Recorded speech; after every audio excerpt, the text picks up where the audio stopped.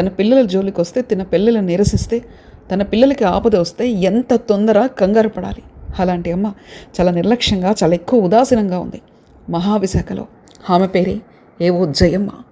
Agriculture officer అంటే వ్యవసాయాధికారి. మొక్కల మొలకకి, విత్తనం నుంచి ప్రాణానికి, దాని ఆధారానికి, ఫలానికి ప్రతిఫలానికి అన్నిటికీ ఆధారమైన వ్యవసాయ అధికారి ఆమె. అలాంటి వ్యవసాయ అధికారి తన కర్తవ్యాన్ని మర్చిపోయింది. ఎన్నో వేల మొక్కల్ని నిర్దాక్షిణ్యంగా వదిలేసింది. అలాగే ఆ మొక్కలకు కనీసం నీరు పోయకుండా అమ్మతనంలోని గొప్పతనాన్ని కూడా మర్చిపోయింది.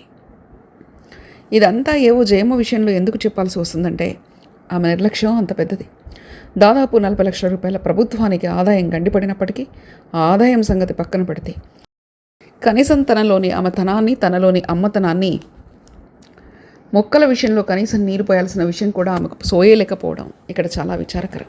ముఖ్యంగా అగ్రికల్చర్ ఆఫీసర్ అయ్యుండి, అంటే వ్యవసాయ అధికారి అయ్యుండి ఆమె మొక్కలపై నిర్వహించిన ఈ తీరు మొత్తం హరిత ప్రపంచానికి ఒక గొడ్డల పెట్టు. ఎందుకంటే అక్షరశిల్పం ఏది ఊరికే రాయదు.